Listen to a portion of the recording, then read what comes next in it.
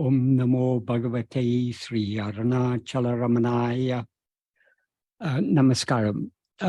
Today I've been sent a question and asked to answer that in today's meeting.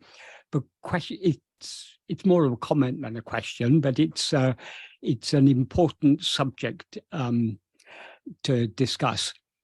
What the comment says is, Bugaban's teaching on self-enquiry directs us to the reality by discrimination and points to the reality from the appearance.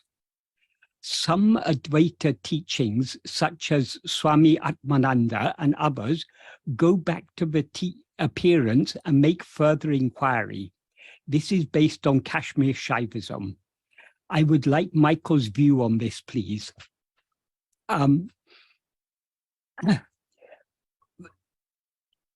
I don't know which Swami Atmananda is referred to here, because there are a number of people who go by the name Atmananda. But regarding Kashmir Shaivism, though Kashmir Shaivism claims to be a form of Advaita, it is not actually Advaita, because in Kashmir Shaivism, they do not deny the reality of the world. They take the world to be real. So long as we accept that there's more than one thing that is real, that is not Advaita. The basic principle of Advaita is that there is one only without a second. That means only one thing is real. So Kashmir Shaivism is a form of monism. There are many different forms of monism. What distinguishes Advaita from all other forms of monism is other forms of monism like Kashmir Shaivism, and not only Kashmir Shaivism, there are so many different types of idealism is a form of monism. It says everything is mental. Even materialism or physicalism is a form of monism. It says everything is physical. So that physicalism is the metaphysical view that is adhered to by probably a majority of modern philosophers and also a majority of modern scientists. They think everything is physical. But the difference between all these various different forms of monism and Advaita is all other forms of monism say all is one, whereas Advaita says there is only one. There is no all other than the one. So this is a very crucial difference. So Advaita is a form of monism, but it is a form of monism that is distinct from all other forms of monism, in that other forms of monism accept all, but say all is ultimately one, whereas Advaita says there is only one, there is no all. There is one only without a second. Regarding Kashmir Shaivism, they consider the world to be real. So when they say that, we need to consider what is meant by real. In Advaita, in philosophy in general, when we talk about what is real, or at least from the perspective of Bugaban's teachings particularly, what is real? Real means what actually exists. Whatever does not actually exist, but merely seems to exist, is unreal. So even if something seems to exist, if it doesn't actually exist, it is not real. So according to the pure, Bugaban's teachings represent Advaita in its very purest form. In that the pure form of Advaita taught by Bugaban, only one thing actually exists. Everything else is a mere appearance. Bugaban makes this clear in the 7th paragraph of Nana. He makes it clear in so many places, but just for example, in the 7th paragraph of Nana, Bugaban is very, very explicit. He says, Yathatamai ulladu atmasarupam andre. That means what actually exists is only Atmaswarupa. Atmaswarupa means the the, the own form or real nature of ourself. In other words, ourself as we actually are, that alone, we as we actually are, alone are what actually exists. And then he goes on to say, the world, soul, and God are karpanegal. Karpane, the Tamil word karpane is from the Sanskrit word kalpana, which means a fabrication, particularly a mental fabrication, a mental creation, a figment of the imagination, an illusion or illusory superimposition. So they are karpanegal in it, like the silver in a shell. In a shell, it may seem very silver in the shell, but that silver is just an illusory superimposition. There's actually no silver in that shell. There's just the appearance of silver in the shell. So like that appearance of silver in a shell, the world, soul, and God are mere appearances in Atmaswarupa. That means they have no real existence. They merely seem to exist. So they are not real. And then he goes on to say, these three appear simultaneously and disappear simultaneously. And then he concludes by saying Swarupa. Swarupa here means Atmaswarupa, our own real nature, what we actually are. Swarupa alone is the world. Swarupa alone is I. Swarupa alone is God. Everything is Shiva Swarupa. That is the Swarupa of Shiva, which means the same as Atmaswarupa. So when he says Swarupa alone is the world, what he means is not that it means Swarupa is what appears as the world, because the world is, Swarupa is real, the world is not real, the world is just an appearance. So it is Swarupa alone that appears as the world. It's Swarupa alone that appears as I. Here I means ego or soul. And Swarupa alone is what appears as God. So what actually exists is only Atma Swarupa. So though he says everything is Atma Swarupa, that may seem to be saying all is one, but it's not saying that the all actually exists.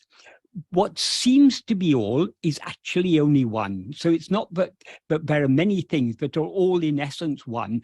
There is only one thing which appears as many, but to whom? So this is why in Advaita, that is the basic principle of Advaita, is ekam eva advitiam. There's one only without a second. But then the natural objection to that is, but what about all this? You say there's only one, but we see so many. So how Advaita answers that question is, all this is just vivata. Vivata means it is an illusory appearance. It is not real. It just seems to exist. So this is the basic principle of Advaita. Bugaban's teachings, Bugaban is always highlighting the practical implication of Advaita. So Bugaban doesn't stop short at saying all this is an appearance. He then points to the practice by question or calling upon us to question, to whom does all this appear? If all there cannot be an appearance without it appearing to something. So to whom does all this appear? Does it appear to our real nature? Does it appear to Atmaswarupa? No, Atmaswarupa is one. And so because Atmaswarupa is what is real, in its view, there's nothing unreal. So nothing appears in the view of Atmaswarupa. All this appearance is an appearance only in the view of ego. So that is when we rise as ego, then only does all this multiplicity seem to exist. As Bhagavan says, for example, in verse 26 of Uludanapitu, Ahandayundayan anatumundahum. If ego comes into existence, everything comes into existence. Ahandayin drail indru anatum. If ego doesn't exist, everything doesn't exist. Ahandaye yabamam. Ego itself is everything. Adalal yadu idu entru nadale overdal yabamena or. Therefore, investigating what this is giving up everything. Investigating what this is means investigating what ego is. When we investigate we seem to be ego so long as we're looking at other things. If instead of looking at means attending to, so long as we're attending to and are aware of anything other than ourselves, we who are aware of these other things, which are just an appearance, are ego. So we seem to be ego so long as we're looking at other things. If instead of looking at other things, we turn our attention back to ourselves, there's no such thing as ego to be found.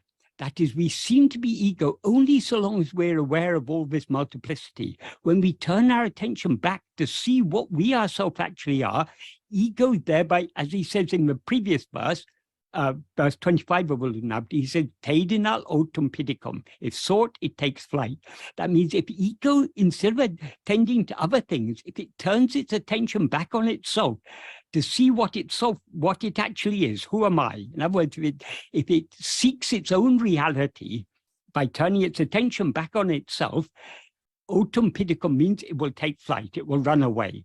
So the nature of ego, as he explained in verse 25, is to rise, stand, and flourish by grasping things other than itself, but to subside and disappear, or to run away by attending to itself. So if we turn our attention, instead of attending to other things, if we turn our attention back to ourselves to see who am I, to see what we actually are, ego will thereby subside and dissolve back into its source. When ego dissolves, everything else will dissolve with it, because nothing exists independent of ego, as he said in the first two sentences.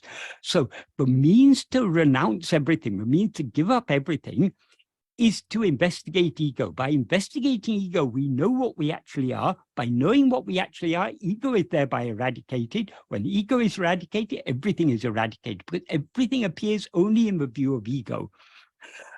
So why does he say, if ego comes into existence, everything comes into existence?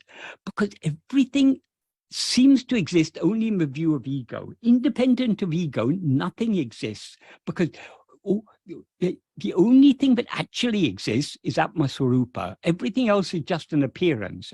Just an appearance means though it seems to exist, it doesn't actually exist.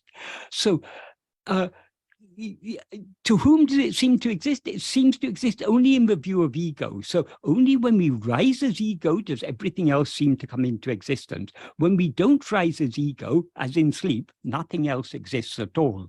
Bhagavan doesn't merely say, if ego doesn't exist, other things don't appear. He says, if ego doesn't exist, other things don't exist. That if they have absolutely no existence at all, even their seeming existence cannot stand independent of ego. So they don't actually exist, they only seem to exist, and they seem to exist only in the view of ego. So without ego, nothing else exists. And then he says, ego itself is everything, because what is ego seeing as all this multiplicity? It's seeing itself as all this. That is, in a dream, we see a dream world with so many people and objects and phenomena and events going on and everything. But what is it we are seeing? It is that is, the dreaming mind is seeing itself as all this dream. So the dream has no existence independent of the dreamer. So the ego is the dreamer. All this multiplicity that we see is a mere dream. So it has no existence independent of ego. So ego is the substance that appears as all this. Ego sees itself as all this. So all other things depend for their seeming existence upon the ego in whose view they seem to exist. Because they seem to exist only in the view of ego, they depend for their seeming existence upon the seeming existence of ourself as ego. Ego also, that is, other things are not real because they appear and they disappear. So they have they are mere appearances. Because here another very important principle of Advaita is that according to Advaita, for example, in this is a principle that is emphasized in chapter 2, verse 16 of the Bhagavad Gita, where Krishna says, there is no existence of the non-existent, and there is no non-existence of the existence. What does that mean? That means what exists must always exist. It can never be non-existent. And what does not always exist doesn't actually exist even when it seems to exist. That's how Bugaban often used to express it. The same principle is also, I think there are a couple of verses in Gaudapada's Karika where he says the same thing in a different way. But how Bugaban used to express it, he used to say, if something exists, it must always exist. If something doesn't always exist, it doesn't actually exist, even when it seems to exist. Why is this? This is a very important principle in Advaita, so it's a very important principle to understand. That is, anything that doesn't always exist is not intrinsically existent. If something is not intrinsically existent, it must borrow its existence from something else. We can, an analogy that is often used to illustrate this, for example, supposing you have a bowl of steaming hot rice. That is that heat, is that intrinsic to the rice? Is the rice intrinsically hot? No, it is not, because we also, generally rice is not hot. It's only when it's heated that it becomes hot. So that steaming hot rice, it is not, the heat of the rice is not intrinsic to the rice. So from where does the rice derive its heat? It derives it from boiling water. But is water intrinsically hot? No, it is not, because generally water is in a cold state, but only when it is heated does it become hot. So it's not intrinsically hot. So from where does the boiling water borrow its heat? It borrows it from the pan. And is the pan intrinsically hot? No, it is not, because usually pans are cool. So the pan borrows its heat from the fire. And is the fire intrinsically hot? Yes, it is, because you can't have a fire that is not hot. So fire is intrinsically hot. So anything that is not intrinsically hot must borrow its heat from something else. Heat is a property. Obviously, existence is not a property like heat, because existence is something far more fundamental than a property. But we can consider existence to be analogous to a property in this respect, but anything that is not always existing is not intrinsically existent. Since it is not intrinsically existent, it must borrow its existence from something else.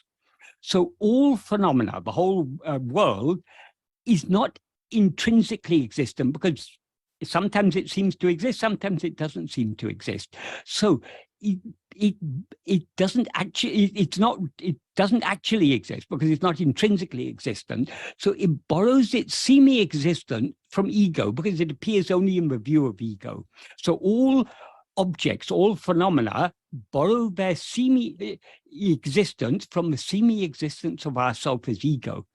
But is ego intrinsically existent? No, it is not, because we appear as ego in waking and dream. Ego ceases to exist in sleep. So since ego is not permanently existing, it doesn't actually exist even when it seems to exist. So it's a mere semi-existent. It is not intrinsically existent. So from where does ego borrow its semi-existence? It borrows its semi-existence from the real existence of ourself. That is what we actually are, is the pure awareness, the pure Satchit, the being awareness, is what shines as I am. I am means I exist. So I am is our existence, but our existence shines by its own light. So it's a Swayam Prakasa existence. Swayam Prakasa means it's self-shining existence. So it is not only Sat, it is also Chit. So Sat-Chit is what shines as I am. That is what actually exists. I am is the one thing that we can see from our own experience. The one thing that is constant is our own existence and our awareness of our existence. In waking and dream, we are aware I am. Even in sleep, we're aware I am. In sleep, we are not aware of anything else, but we are aware I am. We're aware of our own existence. So I am is the fundamental reality. That is the one thing that actually exists. That's what Bugaban meant when he said what actually exists is only Atma-swarupa. Atma-swarupa means the real nature of ourself. In other words, ourself as we actually are. What we actually are is only that Satchit, I am. That is the one thing that is intrinsically existent. So ego, which is the false awareness, I am this body, borrows its semi-existence from the real existence of ourself as I am. So according to Advaita, all multiplicity appears, well, according to the pure Advaita as taught by Bhagavan, all multiplicity is a mere appearance, and it appears only in the view of ego. And even ego is a false appearance. Its underlying reality is what alone is real, that is Satchit. This is why we cannot find reality by looking outwards. We can find reality only by looking within ourselves, because what is real is only I am. So it's only, though ego is the adjunct mixed awareness, I am this body, it has that element of reality in it, I am. That is what is real. So it's only by turning our attention back within towards ourself alone that we can discover the reality. This is why in Advaita, particularly as taught by Bhagavan, we are asked to investigate only ourselves, not anything else, because everything else is a mere appearance. If you want to know what is real, what should you investigate? Should you investigate what is real or what is an appearance? There's no use in investigating an appearance if you want to know what is real. It's scientists and philosophers and others, they're constantly investigating the appearance. But that's why they never find what is real, because they're investigating only the appearance. If you want to find what is real, you need to investigate only the reality.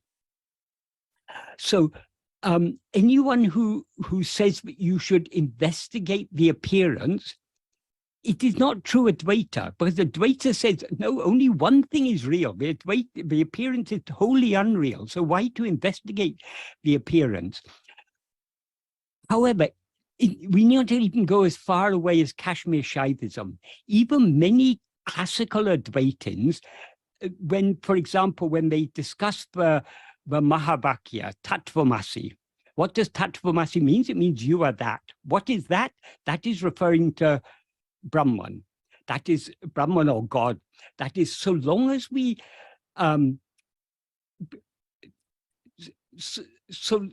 that is, before we come to Vedanta, we take God or Brahman to be something outside ourselves. We think that we are something very small, and since we are very small, the infinite whole that is called God or Brahman must be something external to ourselves, outside ourselves.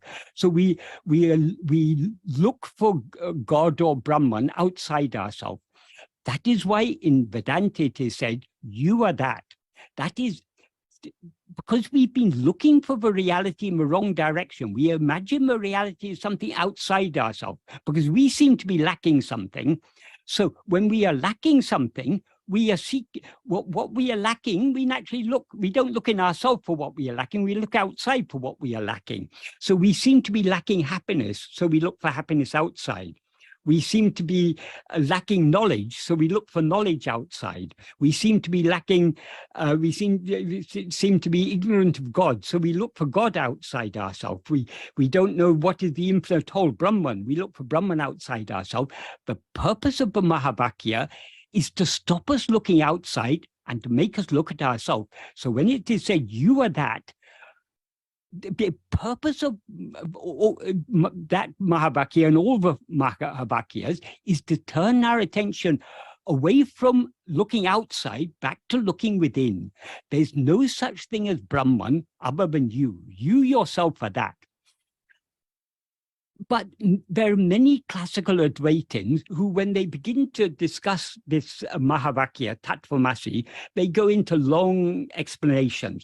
And they will even argue merely investigating the Tvam pada, the word Tvam, you, is insufficient. You need to investigate the Tat pada, the word tat. And some even say you also need to investigate asi, as if there are three things. But the whole point of tattvamasi is to say you are that.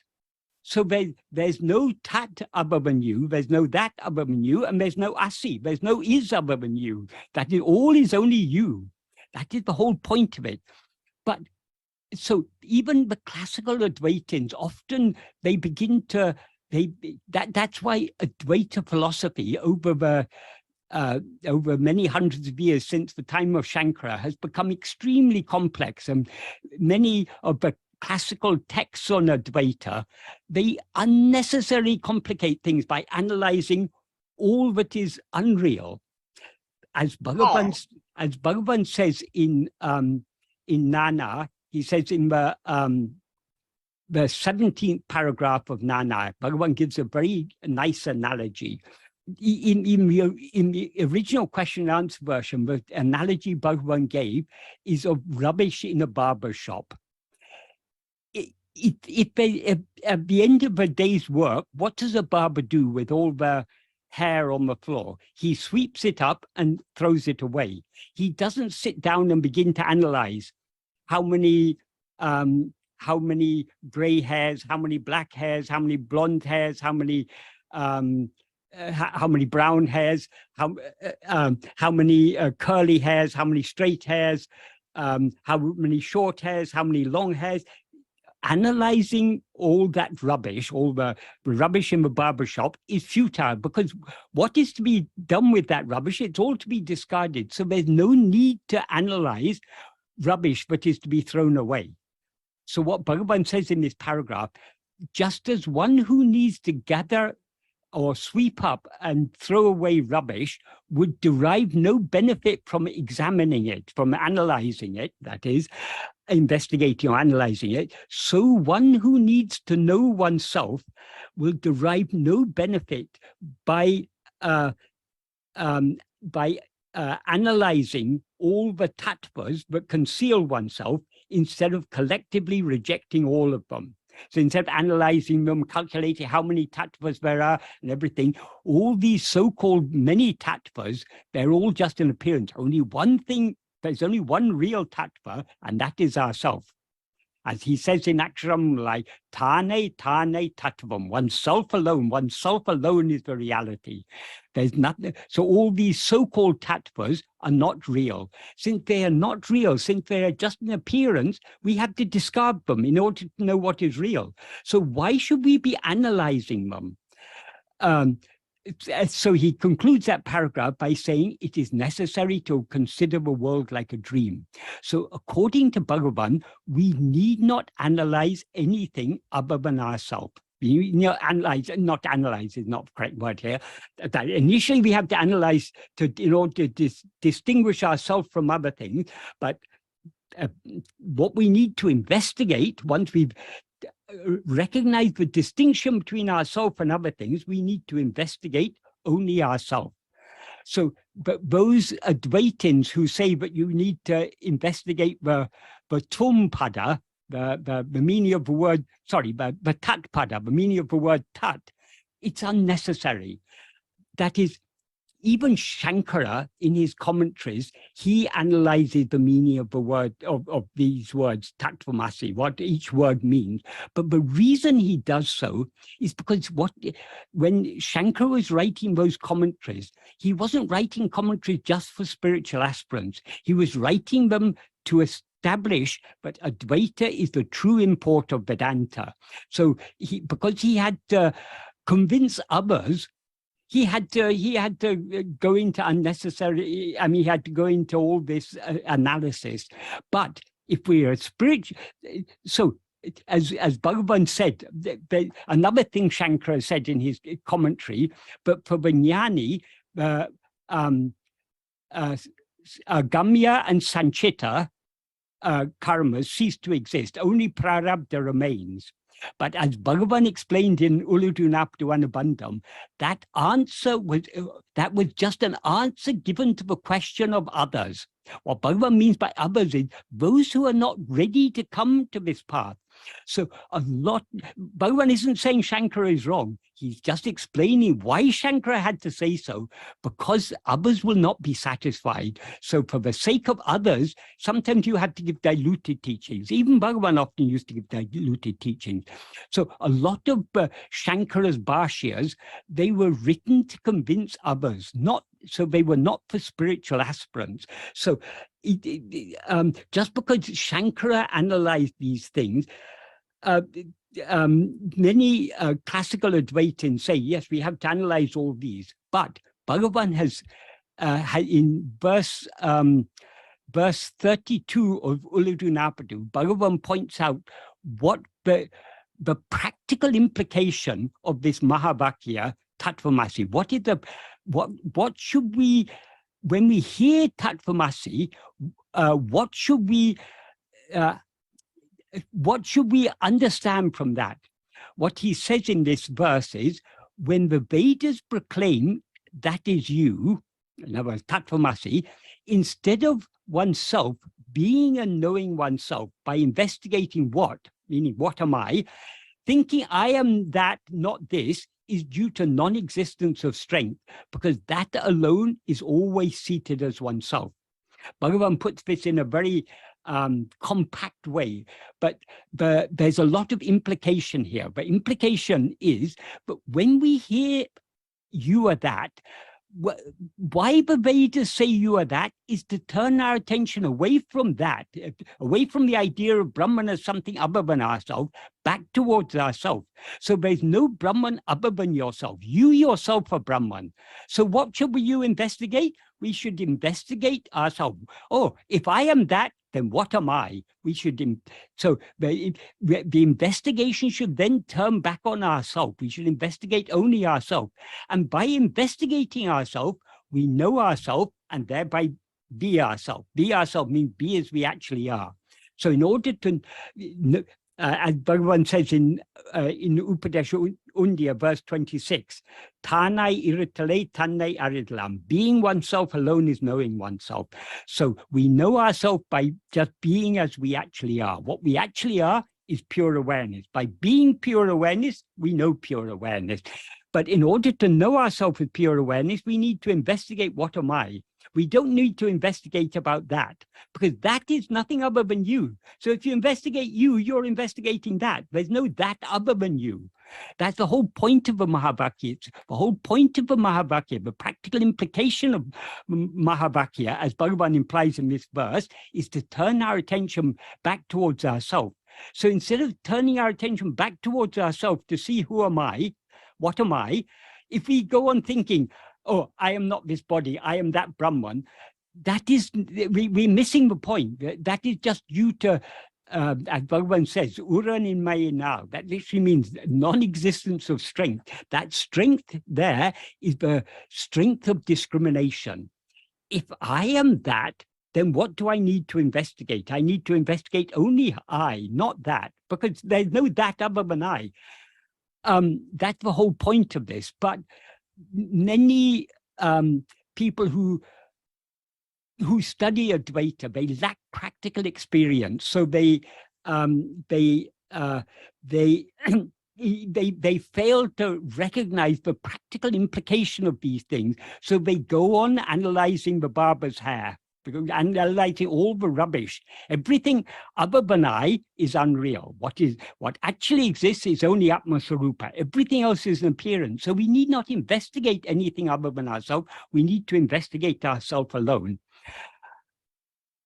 Bhagavan makes this very clear in so many places. For example, in verse 3 of Anma Vidde, he says, he begins, the first two sentences are, Tanne aridal indri, pinne edu arihil ein. That literally means, without knowing oneself, if one knows whatever else, what? That implies knowing everything else without knowing ourselves. So what? So what is the benefit of it? What is the, firstly, if we don't know ourselves, if we don't know the reality of ourselves, how can we know the reality of anything else? If we don't know the truth of ourselves, how can we know the truth of anything else? So whatever knowledge we have about other things, when we don't even know the truth of ourselves, the knower, is not reliable knowledge. It's not reliable and it's not valuable. First, the only knowledge we really need is to know who am I. And then he goes on to say, if one has Tane arindidil, if one has known oneself, pin enne ulludu aria. If one has known oneself, then what exists to know? In other words, it's useless to know other things without knowing ourselves. And if we know ourselves, then there's nothing else to know. Though Bugaban says it as puts it as a question when he says, what exists to know? That's a rhetorical question. The clear implication is, if we know ourselves, there's nothing else to know. Bugaban also implies the same in Uludu Napadu. For example, in verse 11 of Uludu Napadu, he says, Arivurum tanne ariadu. That means not knowing oneself who knows. Aile arivadu ariame. Knowing other things is ignorance. So whatever else we may know, if we do not know ourselves, it's all only ignorance. And as he says in that verse of Amavidya, if we know ourselves, there's nothing else to know. So when he says not knowing ourselves, we know other things only because we do not know ourselves. If we knew ourselves, there would be nothing else for us to know.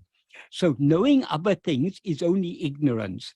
Andri arivo, besides, is it knowledge? And then he goes on to say, Arivu ayaku adara tanne aria, Arivu ariame arum. That means when one knows oneself, the support for knowledge and the other, knowledge and ignorance will cease. What he means when he says the support for knowledge in the other, he means the support for knowledge and ignorance. And the knowledge and ignorance he's talking about here is knowledge and ignorance about things other than ourselves. So when we know ourselves, that means when we know the reality of ourselves, the reality of ego, which is the support for knowledge and ignorance will cease to exist. Why? Because knowledge and ignorance of things other than ourselves exists only for ego. So ego is the support for knowledge and ignorance. But if we know the reality of ego, ego will cease to exist, and the reality alone will remain. So when ego ceases to exist, knowledge and ignorance will cease to exist. And then in the next verse, verse 12, he says, Arivu ariameum atradu arivu ame. That means what is devoid of knowledge and ignorance is actually knowledge. That is, the word he uses for knowledge here is arivu. Arivu means both knowledge and awareness. So when he says what is devoid of knowledge and ignorance, that means knowledge and ignorance of things other than ourselves. So only the awareness that is aware, that is devoid of knowledge and ignorance about other things is the real awareness. He says the same in verse 27 of Upadesha Undiyar. Arivu ariyame, in almost exactly the same words. He says, Arivu ariyameum atra arive arivahum. That means only the awareness that is devoid of knowledge and ignorance is awareness. But when he says only that is awareness, that means only that is the real awareness. And then he says, unmeidu, this is real, or this is the reality. Why? Well, he doesn't ask why, but he answers the question why. Aribadaku ondru ille. There is not anything for knowing. This is the same as he says in that verse 3 of Ammavidya. If one knows oneself, what else is there to know? Here he explicitly says there's nothing for knowing. What's he mean by saying there's nothing for knowing? There's only one thing that actually exists, and that is ourself. And we know ourselves just by being ourselves. There's no other thing for us to know. Nothing else actually exists. When he says ondru ille there means no other thing exists. There's nothing other than ourselves for us to know. Everything else is just an appearance. So coming back to verse 12 of Uludunaplu, in which he's, in the first sentence, he says, what is devoid of knowledge and ignorance is actually knowledge in the sense of awareness. And then he says, that which knows is not real knowledge. That means it's not real awareness. So that which knows here is referring to ego, which knows other things. That is not the real awareness. It's only a semblance of awareness. It is not chit, it is chittabhasa. It is a semblance of awareness, not the real awareness. And then he says, since one shines without another for knowing or for causing to know, oneself is awareness. That is what we actually, our real nature shines without any other thing, either to know or to cause to know. So we ourselves have a real awareness. Parandru, we are not a void, no. And then in verse 13, he also says the same. So in all these verses, what he's emphasizing is knowing other things is useless. The only thing we need to know is to know ourselves. So long as we know other things, we are knowing ourselves. We who know other things are ego, and ego always knows itself as I am this body, which is a false awareness of ourselves. So it's only by knowing ourselves that we can eradicate ego and thereby remove the false appearance of all other things.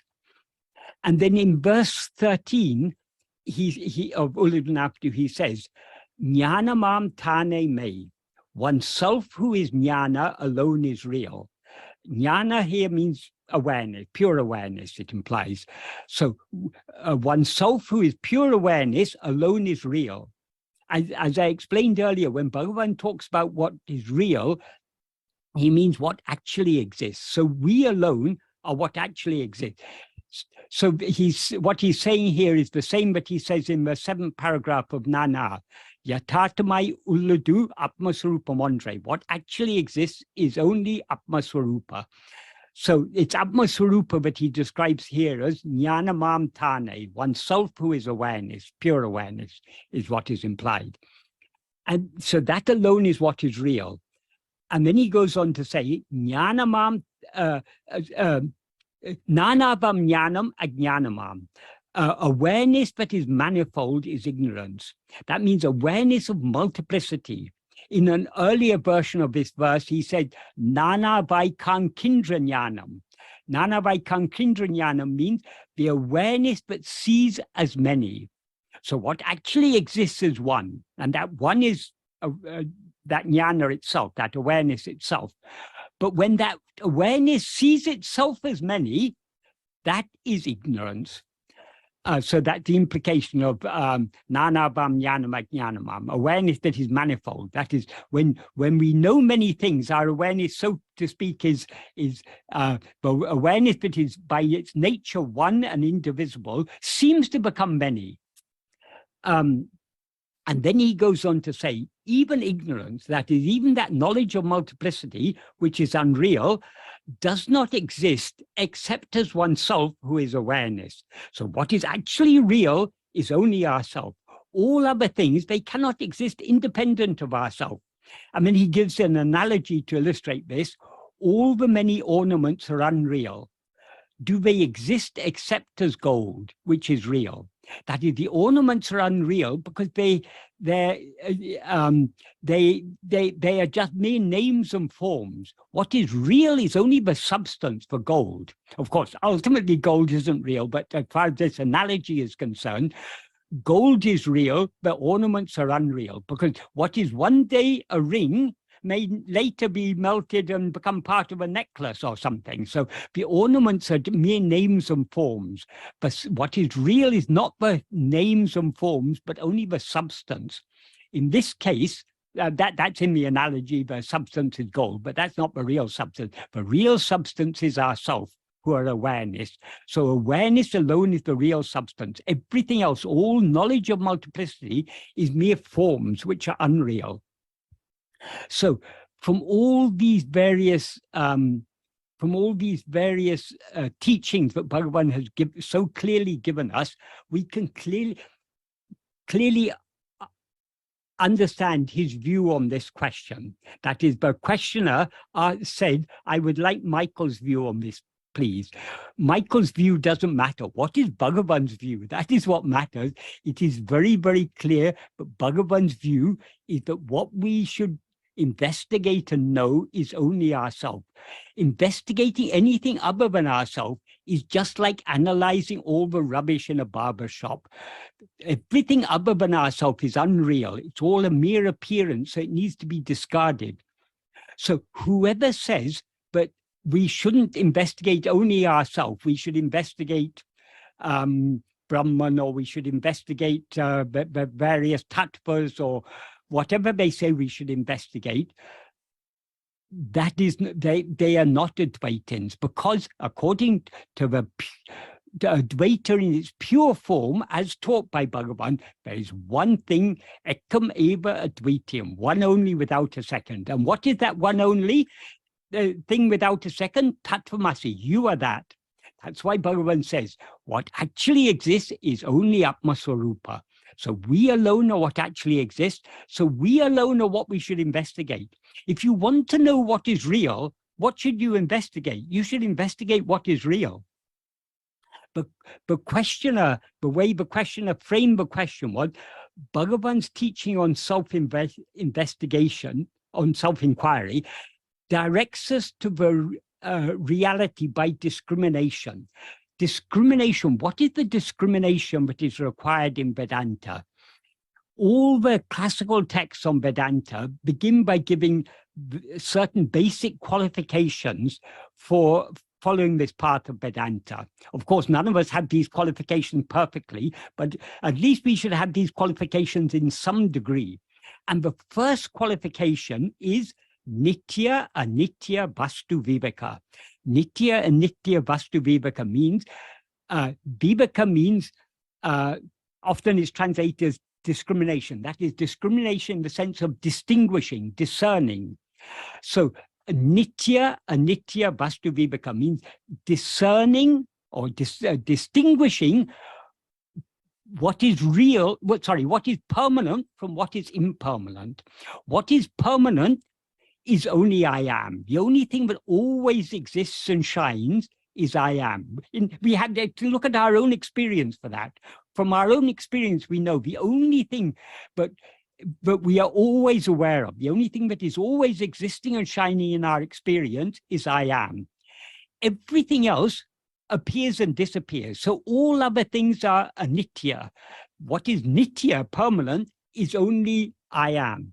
And what is permanent alone is what is real. Because as Krishna says in Gita, there's no non-existence of what exists, and there's no existence of what doesn't exist. So what actually exists is only what always exists. So that nitya vastu viveka, that is the starting point of Vedanta, the starting point of Advaita. We have to first distinguish what is permanent from what is impermanent, because what is permanent alone is real, and what is permanent in our experience is only I am.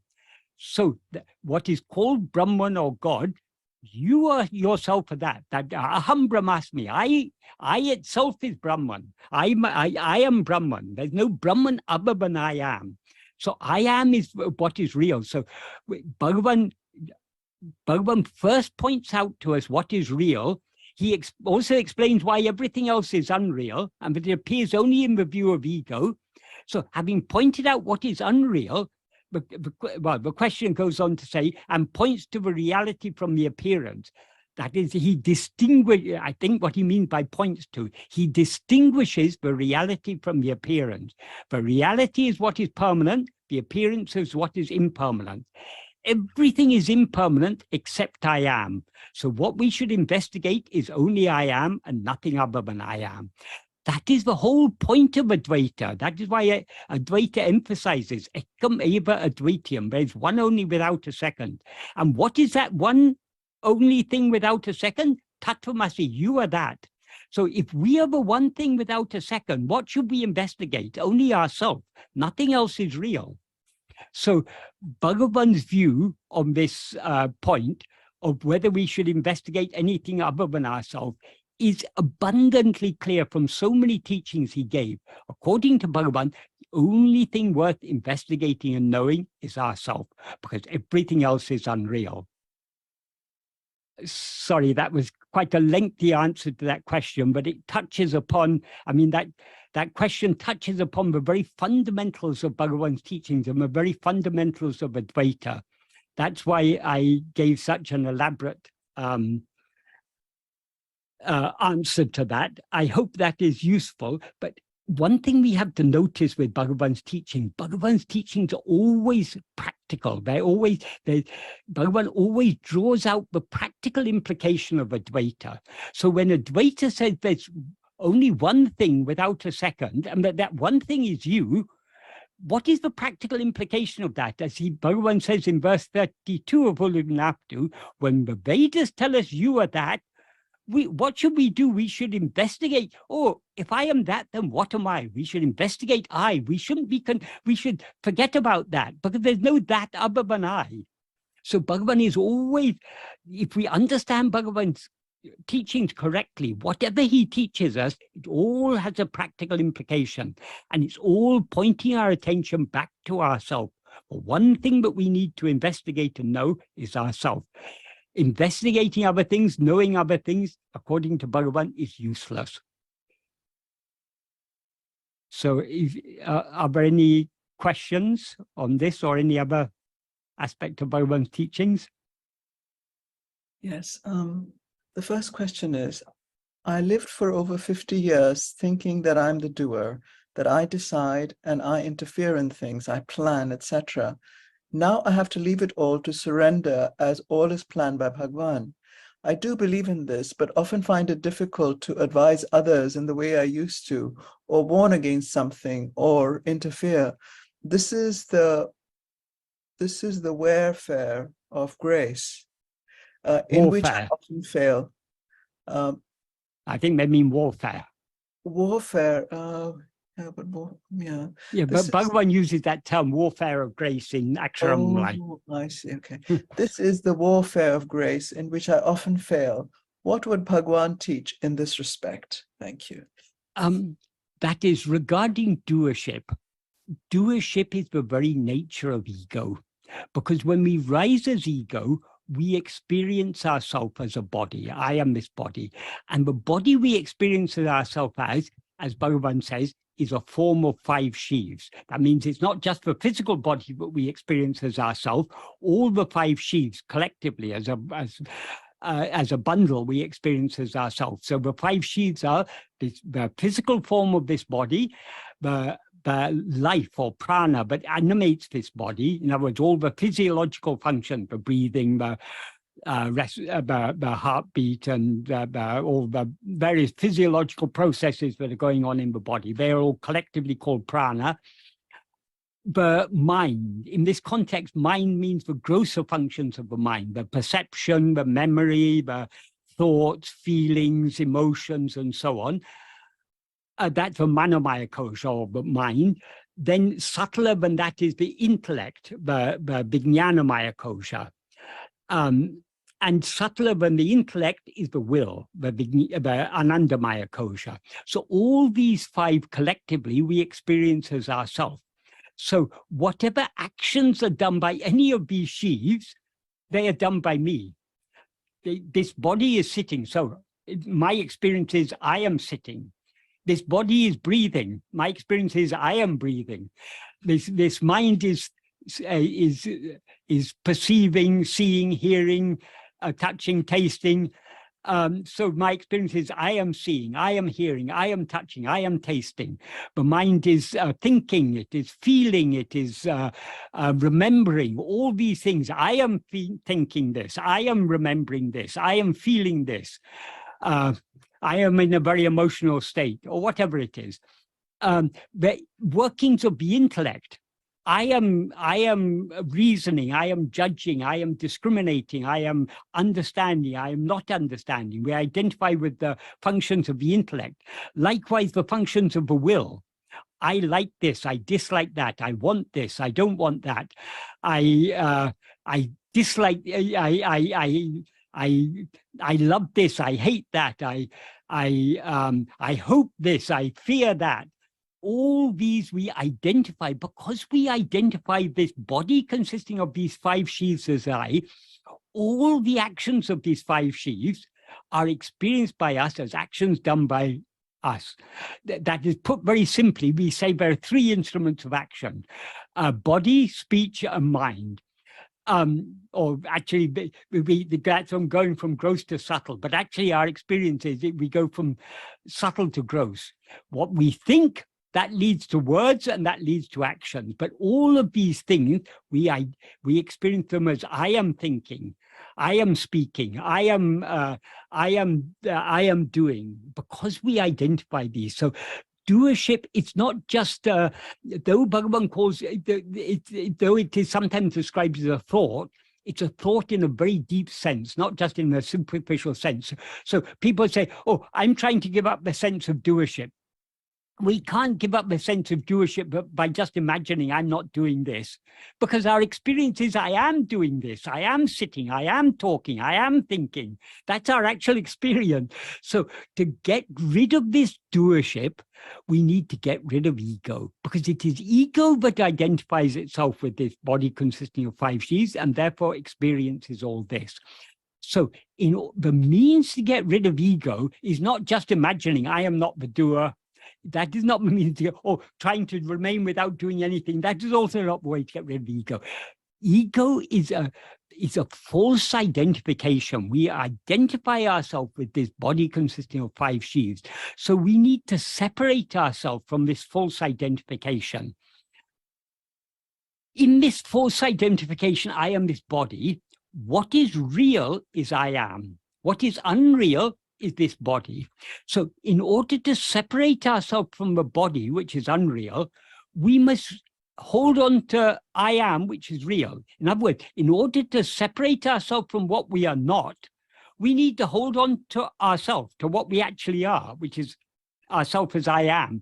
The more we hold on to I am, the more these other things drop off of their own accord, because the body is not, these 5 sheaths are not holding us.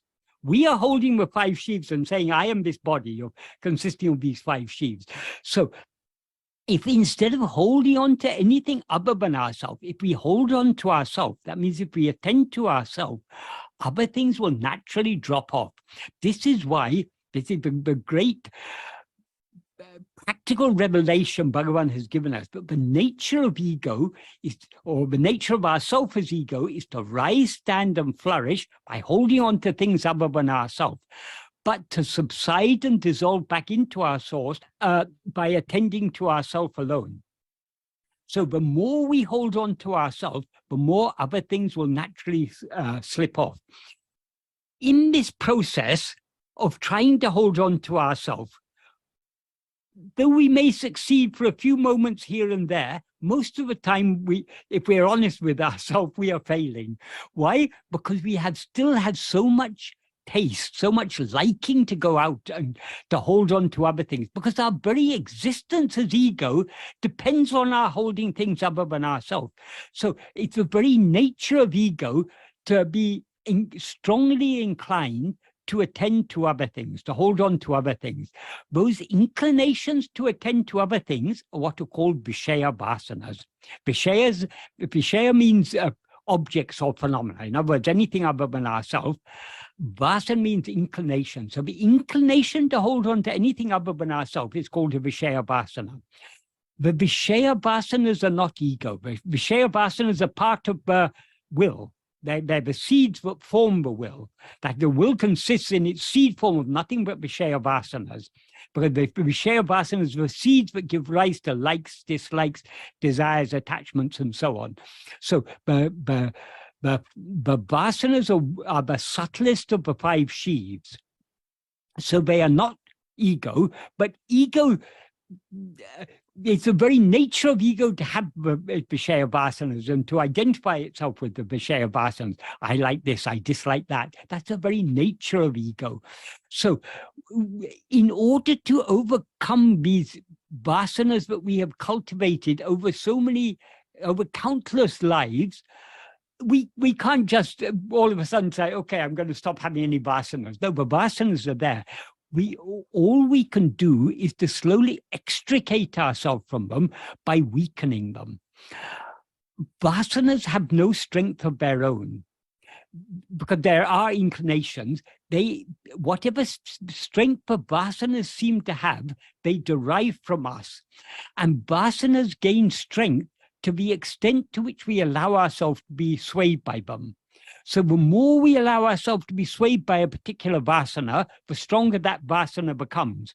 The more we refrain from being swayed by a vasana, the weaker it becomes. So there are two types of vasanas. The vast majority of vasanas are Vishaya vasanas, that inclinations to attend to things other than ourselves. The opposite of Vishaya vasanas is Sat vasana. Sat means being. So the inclination to hold on to our being, in other words, the love to hold on to our being, that is called Sat vasana.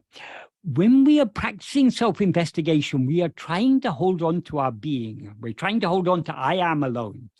So the more we hold on to I am, and thereby remain just as I am, the stronger the Vishaya, the Satvasana becomes, and the weaker all the Vishaya vasanas become. Because the more we are holding on to our being, the less we are allowing ourselves to be swayed by the Vishaya vasanas, so they gradually lose their strength.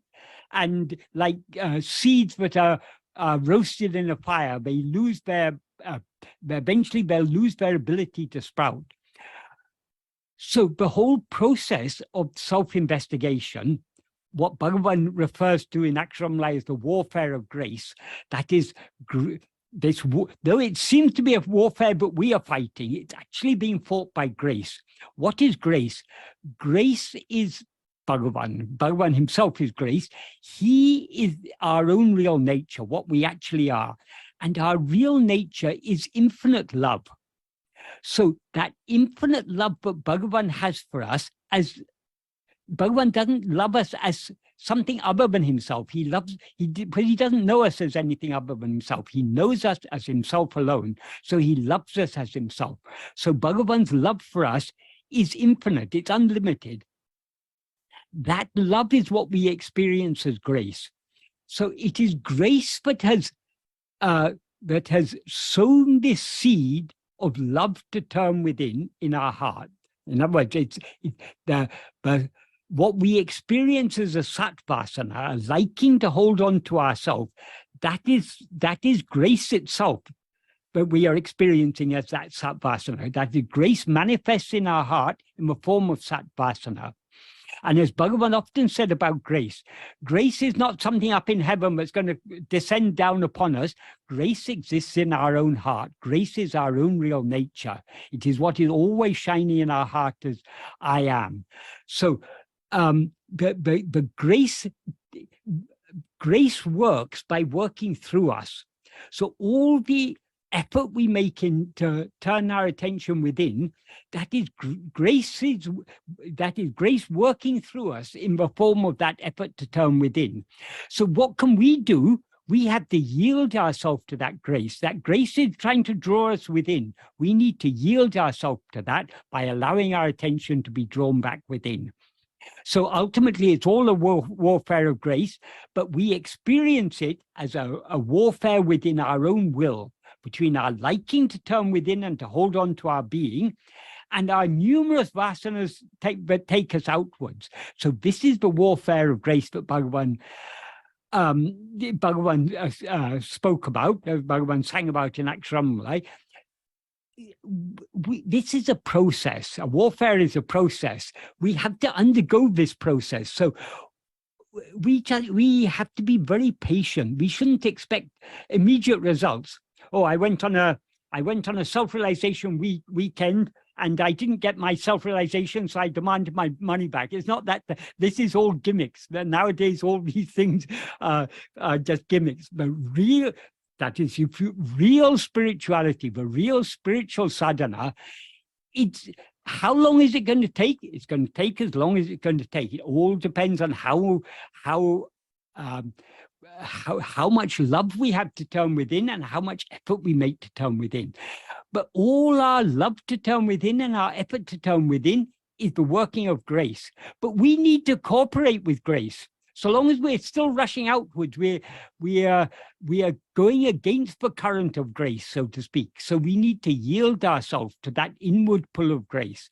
So we yield ourselves to that by trying our best to follow the path that Bhagavan has shown us, trying to investigate who am I by turning our attention within and thereby surrendering ourselves. So I hope that adequately answers that question. So the question is, if the world is an appearance and unreal, then why would awakened beings still interact in the world through teaching, eating, etc., and not have these things disappear for them as in a dream? When waking from a dream, it is over. There is no continuity. It does not seem to me to be the same in life. Ramana spoke with people, walked in the world. Papaji speaks of Ramana. Could you explain? Because we see ourselves, Bhagavan explained, this is what Bhagavan said, because we mistake ourselves to be a body, we mistake the jnani to be a body. So we see the person, Ramanamaharshi, and we see that person it seems to be a person just like us, interacting with the world, answering questions, composing poetry, singing songs on Arunachala, and cutting vegetables in the kitchen and listening to inquiring about people when they come, how they are, how their family are. He seems to be behaving in this world just like we behave, because we see him as a person. But in his experience, he is not that person. In his experience, he is just that infinite space of pure awareness. So in his actual experience, there is no world or anything other than himself. He alone is. But because we are still dreaming, in our dream, we see him as a person. And that person gives us teaching telling us that all this is a mere dream, and that in order to wake up from this dream, we need to know ourselves as we actually are and thereby turn within. So it's inevitable. So long as we see ourselves as a body, we mistake the jnani to be a body. But Bhagavan often said, jnana me jnani. Jnana me jnani. Jnana means pure awareness. So pure awareness alone is the jnani. Jnani means the knower of jnana. But what knows pure awareness? Only pure awareness can know pure awareness, because pure awareness can never be an object of knowledge. So it's not that a person realizes their real nature. What is called self-realization is nothing but annihilation of ego. When ego is annihilated, there's no identification with body or mind or anything. There is only pure awareness remains. So what Bhagavan's actual experience is pure awareness. But in our view, he seems to be a person like us and seems to give teachings. So why did he appear in our dream in order to give us these teachings? Because our minds are outward going, it is necessary for him to appear outwardly in order to tell us to turn back within. And there are various analogies Bhagavan gave for this. He said, if you want to catch a wild deer or wild elephants, you take a tame deer or a tame elephant, and using the tame elephant as a decoy, you catch the wild elephants. Like that, Guru appears in human form. He appears like us in order to catch us and devour this ego. That's one analogy he gave. Another analogy he gave is like the lion seen in the dream of an elephant. There is the belief that elephants are so afraid of lions that if an elephant dreams of a lion, the shock will wake it up. So Bhagavan says that the appearance of a guru in name and form is like the appearance of the lion in the elephant's dream. A lion is unreal, but the waking that results from the lion's appearance in the dream is real. Likewise, the name and form of the guru are unreal, but it brings about the real awakening. Though the name and form are unreal, what is shining through that name and form, that is our own real nature. That is the Bhagavan actually is shining through that body, giving us those teachings.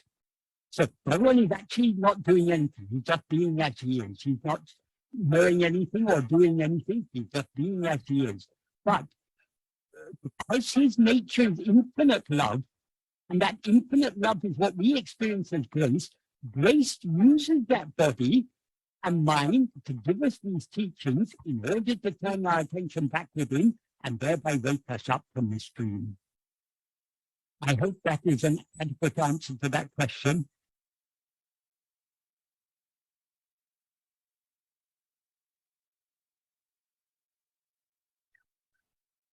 The next question is there any purpose to the appearance other than discovering beingness? No, there's no purpose. Even to say that the purpose of the appearance is first to discover beingness, even that is not a very satisfactory answer, because why should we first rise as ego and then have to discover our real nature? We are always what we actually are. So there is no adequate answer to what is the purpose of all this? Why all this? Bhagavan said, people often used to ask Bhagavan, but Bhagavan, why has Maya come into existence? Why has ego ever risen in the first place? Bhagavan said, that's the wrong question. First, you find this ego, and then you bring it to me, and then we can find out why it came into existence. If you search for ego, you're never going to find any such thing. Has anyone ever found such a thing called ego? No.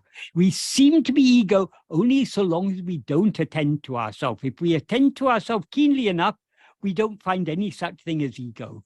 So asking why all this, or what is the purpose of all this, is like asking how did all this come into existence? That's another question people like to ask. It amounts to the same. Bhagavan said these are all just like asking how or why or for what purpose was the son of a barren woman born. There is no such thing as the son of a barren woman, because if she's barren, that means she's got no son. If a lady has a son, then she's not barren. So the son of a barren woman is like a square circle. It's a logical impossibility.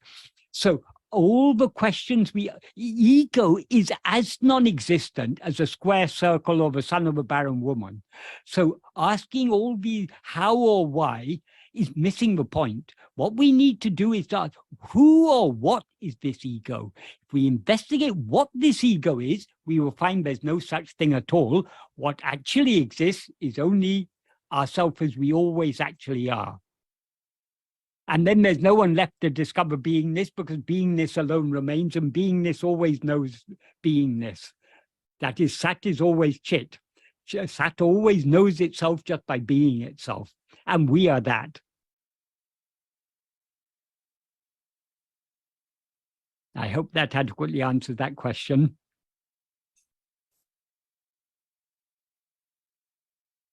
The next question is, it seems that Chit is sometimes translated as consciousness and at other times as awareness. Does it matter, or is there a difference between these two translations concerning Bhagavan's teachings and the practice of self-investigation? No, it really doesn't matter. Generally, I favor translating it as awareness, because that is essentially that is what is meant by Chit is what is aware or what is conscious. But there's there's more confusion surrounding the English word conscious than aware. For example, often philosophers and psychologists and neuroscientists will talk about a conscious thought or a conscious experience. What they mean by that is a thought or an experience that of which one is conscious. So it doesn't mean that the thought is conscious, but we are conscious of the thought. So because of this confusion in the way conscious is used in English, no one will say an aware thought. But they will talk about a conscious thought or a conscious experience. So there's less confusion and ambiguity surrounding the word aware or awareness. That is why I generally favor using the word awareness. But actually, if we understand it correctly, it really doesn't matter whether you translate as awareness or consciousness. Ultimately, if used correctly, awareness and consciousness both mean the same thing. However, in English, we've got no adequate term for it because the sense in which the term chit or jnana is used in Sanskrit or in Tamil arivu or unavu is, in the deeper sense, it's in the sense of that which is aware. Chit means what is aware. In English, awareness or consciousness means the quality of being conscious or aware. However, just like reality means the quality of being real, but generally in English, we use reality to mean what is real. When we talk about reality, we're generally talking about what is real.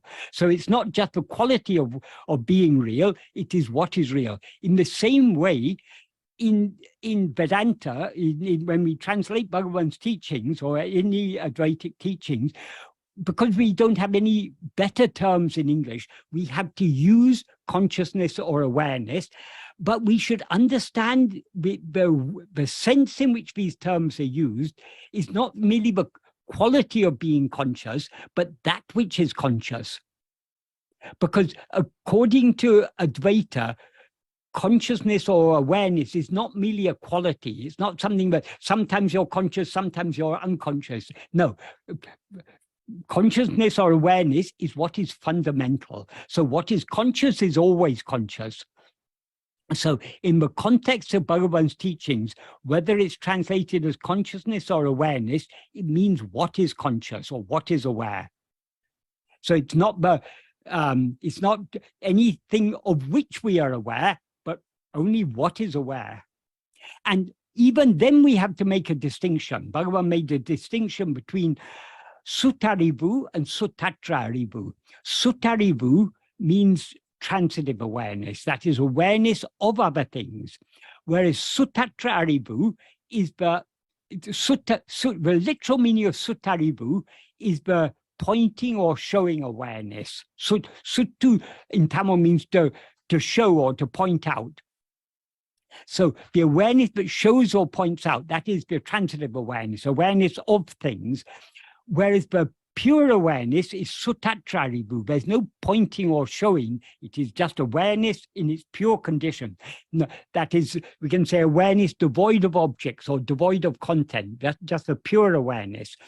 Pure awareness is what we actually are. So our real nature is not aware of anything. It is just aware. Whereas ego, the nature of ego is to be always aware of things. So the ego is not the real awareness of things, is not the real awareness. Awareness in its pure condition, in its real condition, is just aware. And if we think about it, we cannot be aware of anything without being aware.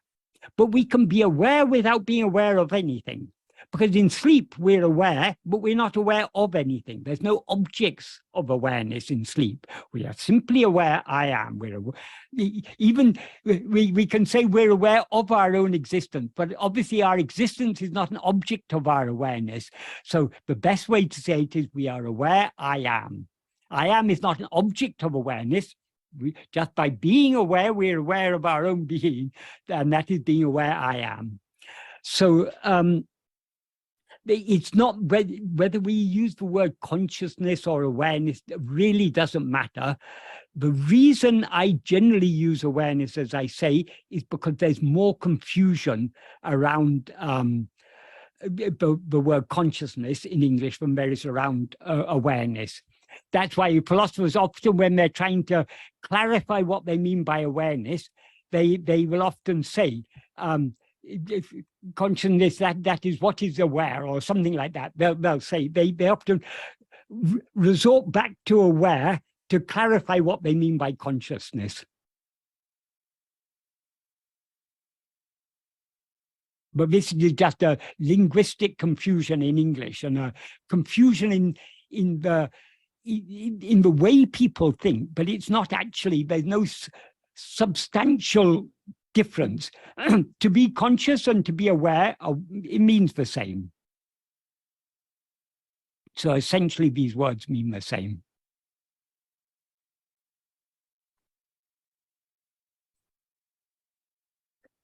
The next question is,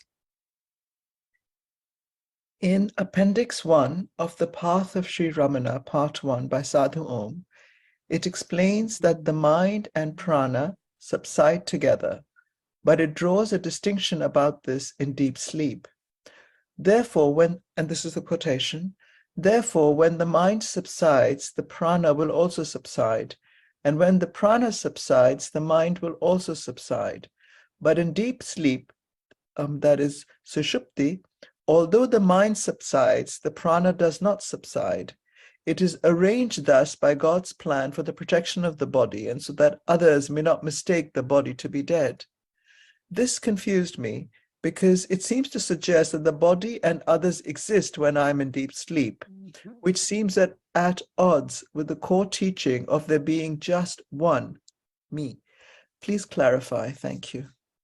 Right. Okay. Well, that is actually that is a quotation from Nana, from the 8th paragraph of Nana.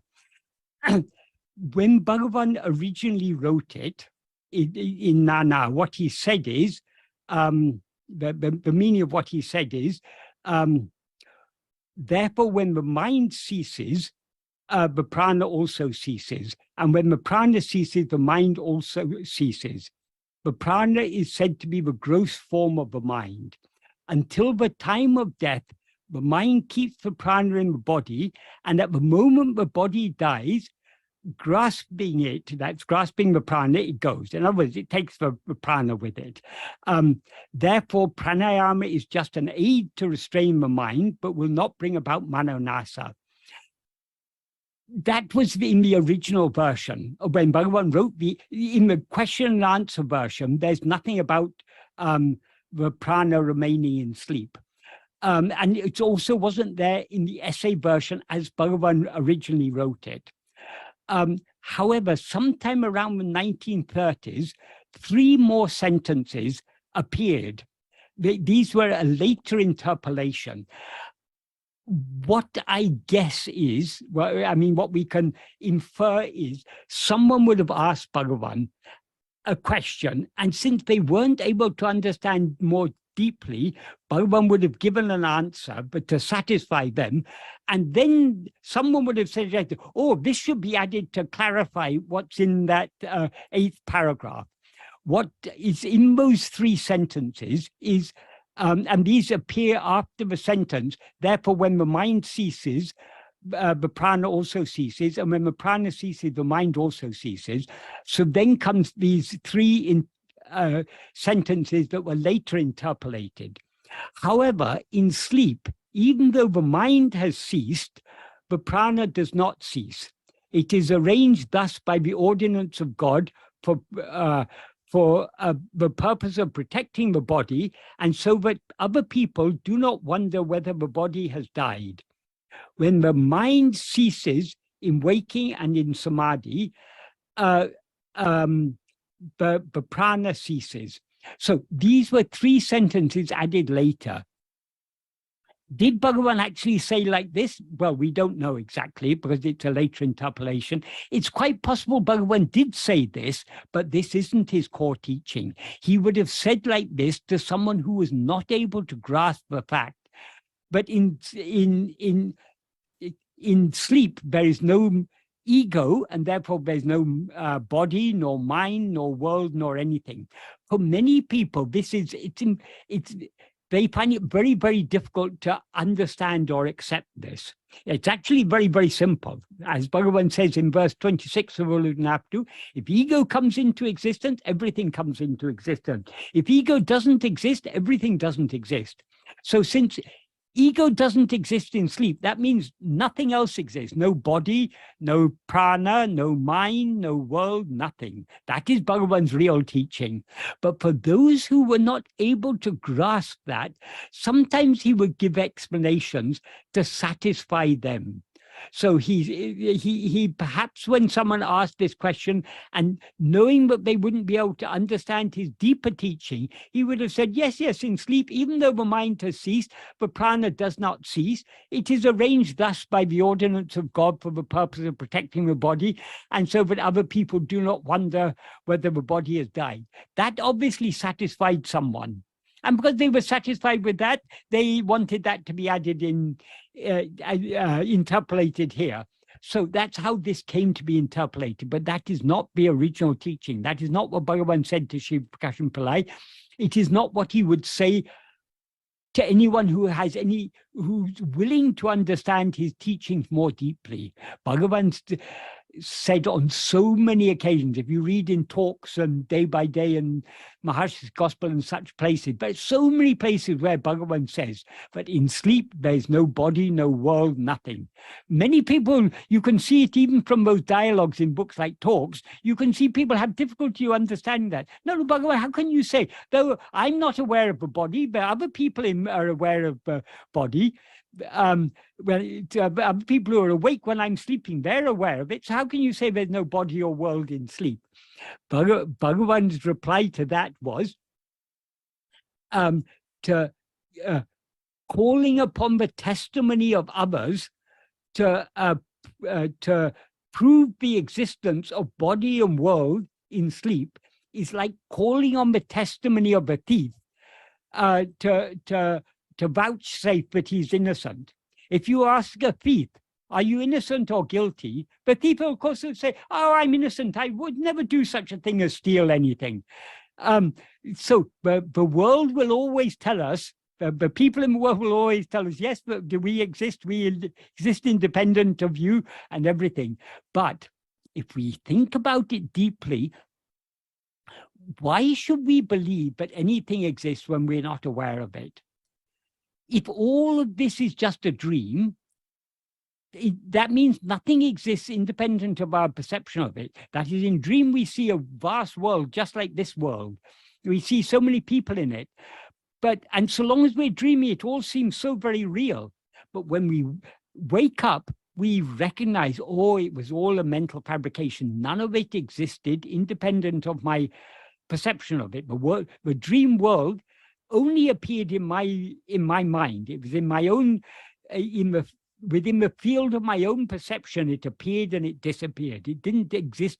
There was no world existing outside. So, though I may have asked people in my dream, does this body and world exist when I'm sleeping? Those people would have said yes. But when we wake up, we know that it was all just a mental fabrication. So, since in dream, when we're dreaming, what we are dreaming seems to be so real, why should we believe that this present state is anything other than a dream? Is there anything that we experience in this state but we could not also experience in a dream?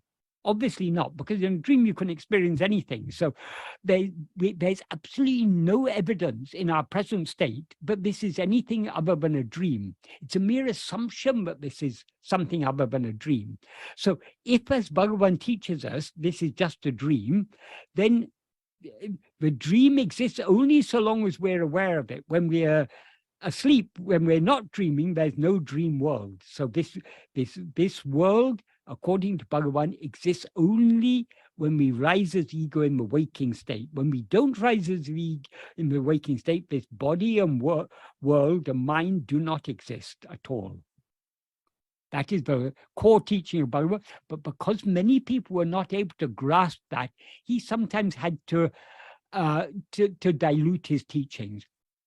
This is what Bhagavan says in Ulladu Anubandham about the idea that prarabdha exists for Vijnani. Even Shankara, as I mentioned earlier, even Shankara in his commentary, he says that for Vijnani, though agamya and sanchita ceases, but prarabdha remains for the duration of the body. But why did he say so? As Bhagavan said, it's only a reply to the questions of others. So those who are not able to understand more deeply, how can prarabdha remain when ego goes? Because ego is the doer of agamya and the experiencer of the fruit of agamya, which is prarabdha. So when in the absence of ego, there cannot be any karma. As Bhagavan says, when a husband dies, if a husband has 3 wives and he dies, all 3 wives become widows. Likewise, when ego dies, all 3 karmas cease to exist. But Shankara said like that in answer to the question of others. Others means those who are not yet ready to understand more deeply. More diluted teachings have to be given to them. Bhagavan so often gave teachings that are not his pure teachings. He had to dilute his teaching to suit the grasping power of those he was answering. That's why many of the answers that we read in books like Talks and Day by Day do not represent his pure teachings. They don't represent his pure teachings for 2 reasons. Firstly, because often what was recorded in those books was not so accurate. People recorded what they understood. So that's one reason why it's not so accurate. The other reason it's not so accurate is that often Bhagavan had to dilute his teachings for those who were not ready to grasp the deeper teachings. He had to say it in a way to make it more palatable to them in order to guide them at their level. And later on, if they go deeper in this path, then they will come to understand the deeper teachings. That's why, for example, in Talks, when it's recorded, but when that yogi who went to America, what was his name? Yogananda, who went to America and started the Self-Realization Fellowship, when he on one of his when he returned to India for one visit, he came to Bhagavan, and one of the questions he asked Bhagavan: what teachings are to be given for the uplift of the masses? And Bhagavan says, no teachings can be given en masse. The teaching has to be according to the taught. In other words, whatever the teaching that is suitable has to be suited to the particular person who is being taught. That's why if you go out on the street or go to churches or temples or mosques or something and begin to teach Bhagavan's teachings, people are going to throw stones at you because they're not yet ready to accept, because Bhagavan's teachings are very deep and very subtle. So only when we are willing to accept these are these teachings suitable for us. That's why so many other different philosophies and religions are there to suit people at different levels of spiritual development. So in accordance with that principle, even Bhagavan often had to dilute his teachings to suit the individual needs of particular people who weren't ready to grasp the deeper teachings. I hope that is an adequate answer to that question. Yes, thank you, Michael. Right.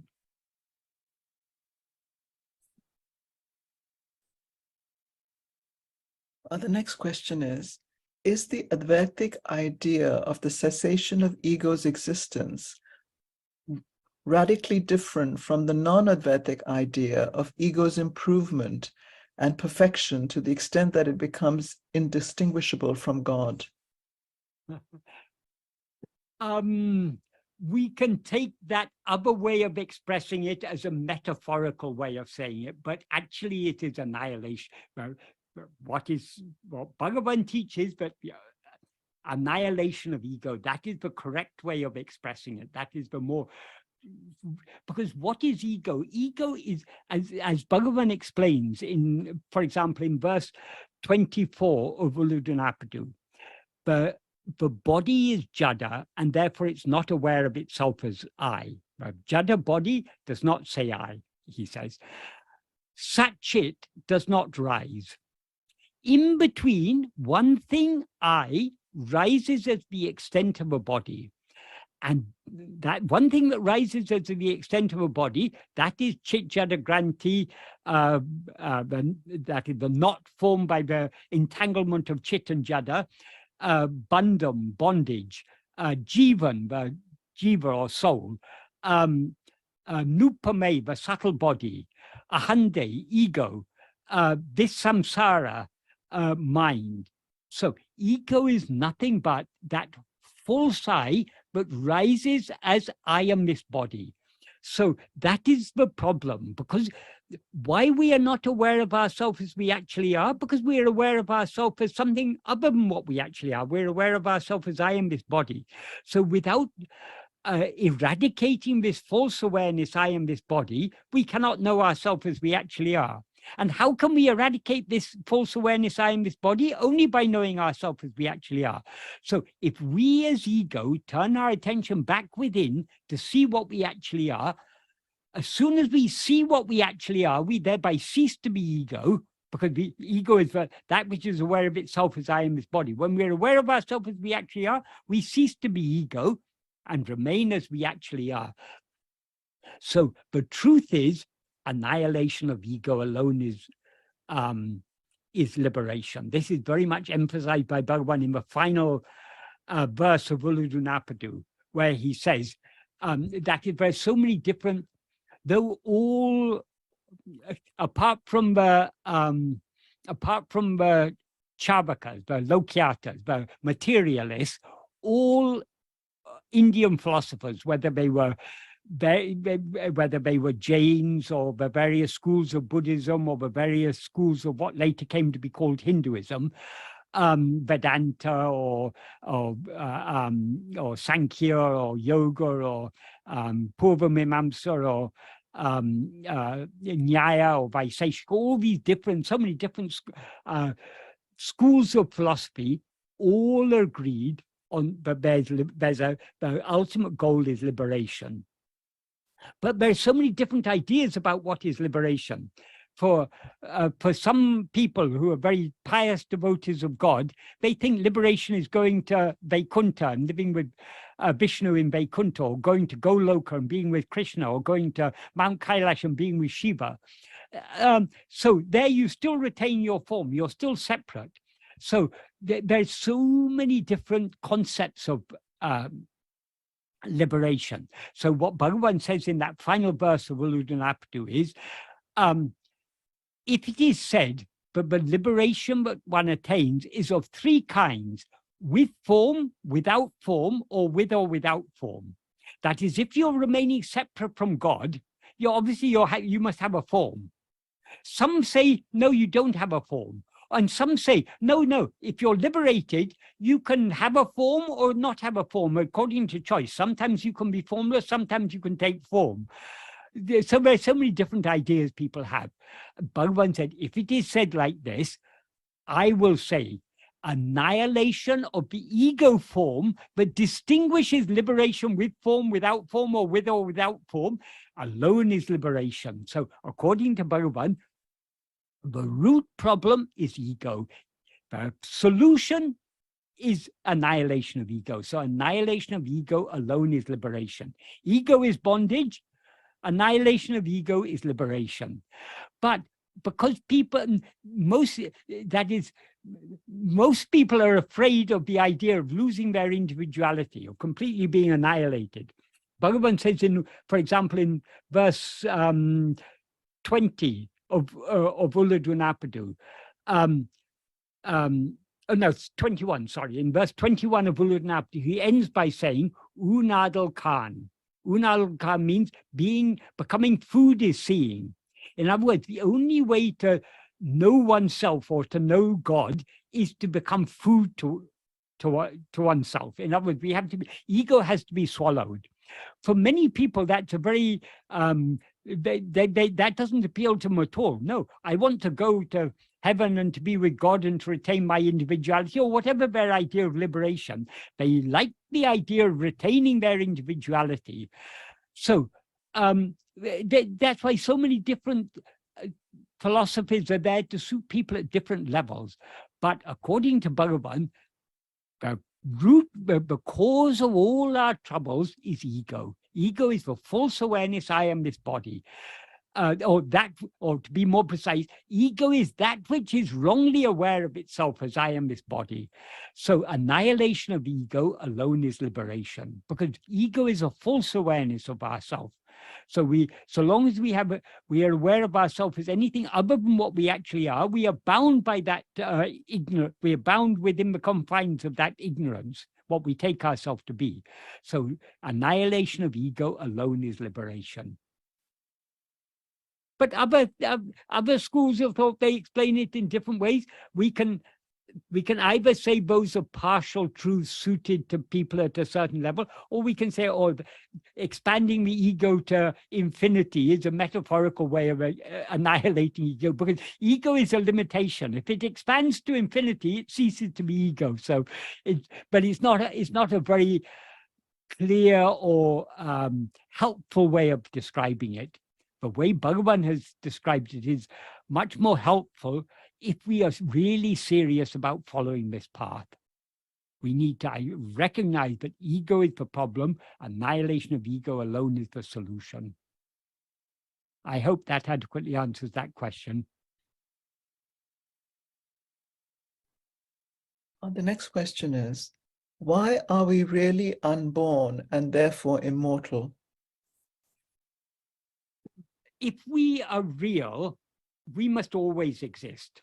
As I explained earlier, what Krishna says in the Gita in chapter 2, he says it in the context of a battle where Arjuna is faced with the prospect of killing so many relatives and others. Krishna is giving, so he said, those who are dead, those who are to die, they're already killed by me. In other words, if they're due to die in this battle, they're going to die in this battle. If they're due to survive this battle, they'll survive this battle. But in the midst of giving all these teachings, Krishna gives a very, very deep teaching. He says, there is no existence for what does not exist, and there is no non-existence for what does exist. What that means is, but what actually exists must always exist. If something seems to exist at one time and not at another time, it doesn't actually exist, even when it seems to exist. Because if it actually exists, it can never not exist. If it at times does not exist, then it doesn't actually exist, even when it seems to exist. So this is a very, very important principle. So if we are real, we must be permanent, we must be eternal. And if we are permanent and eternal, then we cannot be born and we cannot die. So birth and death is for the body. But the birth and death of the body, it's just like changing, as Krishna also says in the Gita, it's just like changing a shirt. When one shirt gets worn out, we discard the old shirt and wear a new shirt. So the body is just like a shirt. But the real birth and the real death is the birth of ego is the beginning of everything. The death of ego is the end of everything. So the ego is born and it needs to die. And when ego dies, what remains is what we actually are, which is ever birthless and ever deathless. I hope that's an adequate answer to that question. The last one is, did Ramana say anything about psychedelics? Can they be an aid on the path of self-investigation? I don't think there were psychedelics, or at least that term psychedelics, that came in only in the 1960s. However, there's been from ancient times in India, there was a custom among sadhus of taking, mostly it was what they call bhang, or that is hashish or ganja. This is basically the hemp in a drug form.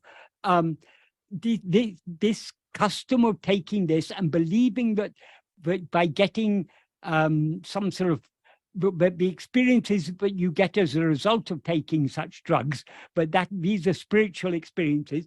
This belief is very prevalent among certain sadhus in India, not all sadhus, but certain sadhus. But when Bhagavan was in the early days, when Bhagavan was on the hill, such sadhus used to come.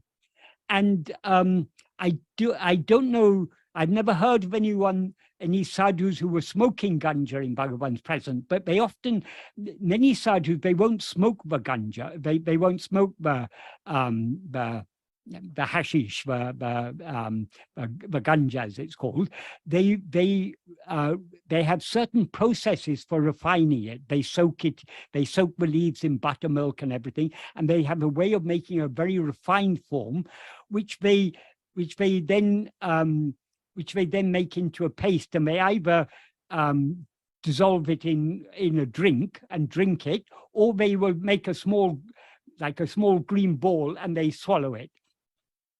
So there were sadhus who were in the habit of taking ganja in this form, who came to Bhagavan. So Bhagavan was also given this. And for those sadhus, it's considered as very sacred. They take this as Shiva Prasadam, this drug.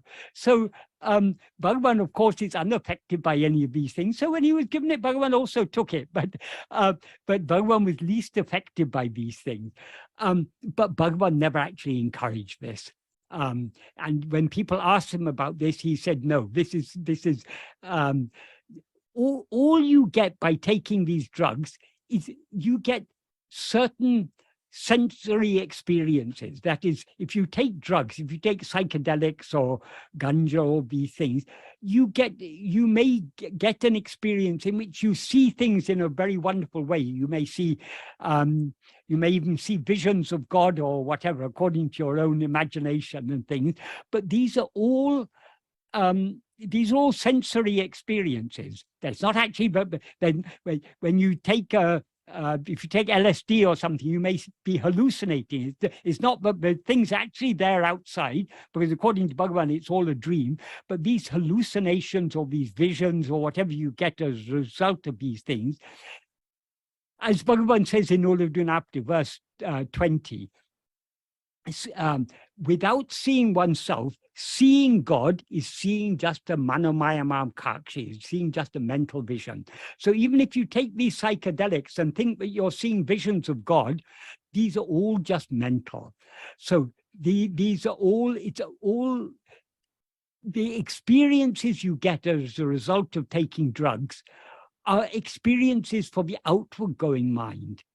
So our aim in this path is not to allow the mind to go outward to experience any phenomena, whether hallucinations or whatever, or visions or whatever you may consider it to be.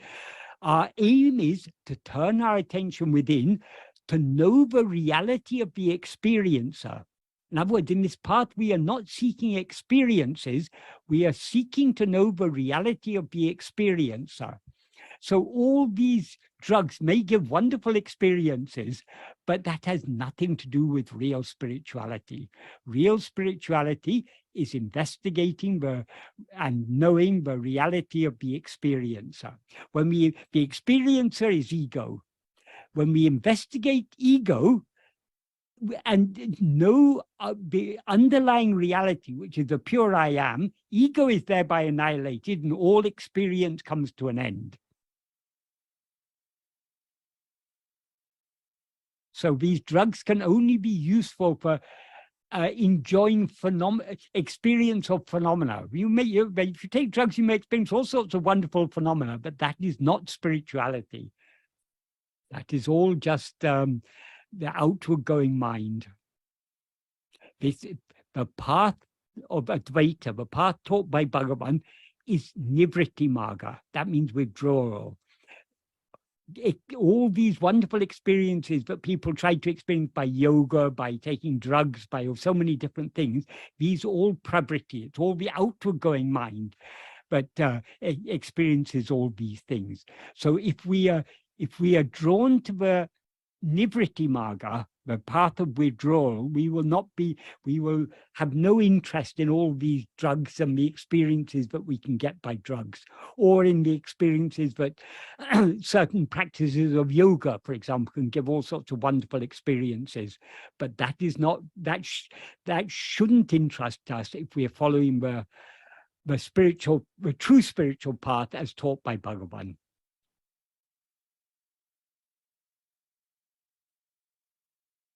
This is where viveka comes in. We need to, whatever you may experience when you take a drug, it's all impermanent. It's all just an appearance.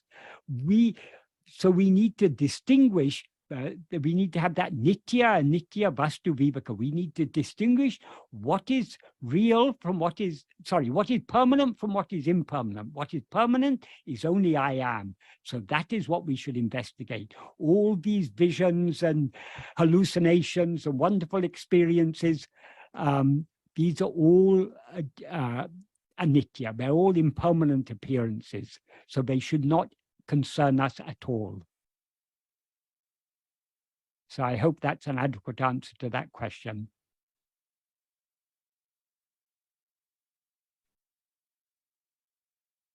The last question.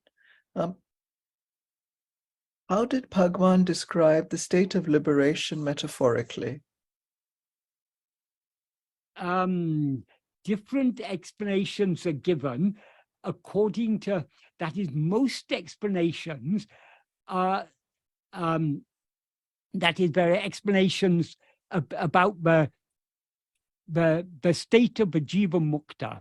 But all those explanations are based on the wrong belief that the jnani is the person that they seem to be. What Bhagavan actually said about liberation is that so long as we know the world, in other words, so long as we know any objects, anything other than ourselves, we do not know ourselves. And when we know ourselves, we do not know any objects.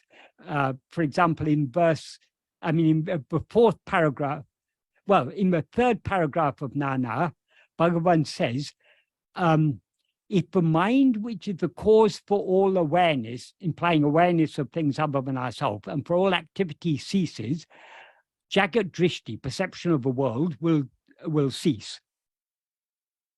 Just as unless awareness of the imaginary rope goes, awareness of the rope, which is the adhisthana, the base or foundation, will not arise, unless perception of the world, which is a fabrication, departs, darshana of swarupa, which is the adhisthana, the base, will not arise. In other words, so long as we are seeing the world, we are not seeing ourselves. And when we see ourselves, we will not see the world. He goes on to explain the same idea in the next paragraph. In the next paragraph, he says at a certain point, excluding thoughts, there is not separately any such thing as world. In sleep, there are no thoughts, and consequently, there is no world. In waking and dream, there are thoughts, and consequently, there is also a world. Just as a spider spins out thread from within itself and again draws it back into itself, so the mind makes the world appear, or in other words, it projects the world from within itself and again dissolves it back into itself. And then he goes on to say, when the mind comes out from Atmaswarupa, the world appears. Therefore, when the world appears, Swarupa does not appear. Swarupa means our own real nature. When Swarupa appears, within brackets shines, the world does not appear. In other words, so long as we are aware of the world, we are not aware of ourselves as we actually are. When we are aware of ourselves as we actually are, we are not aware of the world. So the state of jnani is the state of pure awareness, and we cannot adequately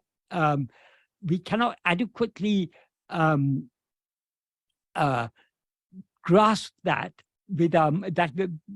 by means of the mind. We cannot adequately grasp that. In verse 31 of Uladunapadu, yes, but Bhagavan says, it's a little bit tricky to translate this verse into English. Here, Bhagavan is using a plural form, but it's an honorific plural. So though he's talking about plural, obviously there's no plurality of jnani. There's only one. There can only ever be one jnani, because the jnani is not the person that they seem to be. The jnani is pure awareness. So, but what he says in this verse is, for those who are happiness composed of that, in other words, those who are tanmayananda means happiness composed of that, in other words, happiness that is Brahman, which rose destroying themselves, that means destroying ego, what one thing exists for doing? And then he says, they do not know anything other than themselves. Who can conceive their state as like this? That is, as the mind, we always know things other than ourselves. So how can we understand the state of one who knows nothing other than himself? That is the thing. So really, nothing that can be said about the state of Vijnani can really be grasped by us. If we want to know the state of Vijnani, we need to know ourselves, because we ourselves are jnana. As he says in verse 13 that I read earlier, verse 13 of Ulunapdu, jnanamam tane me. Oneself who is jnana alone is real. And as Bhagavan often said, jnana me jnani. Jnana alone is the jnani. In other words, what knows pure awareness is only pure awareness. So the state of jnani is pure awareness. Oh, there is one other thing Bhagavan says about because you ask about what is the state of Vijnani in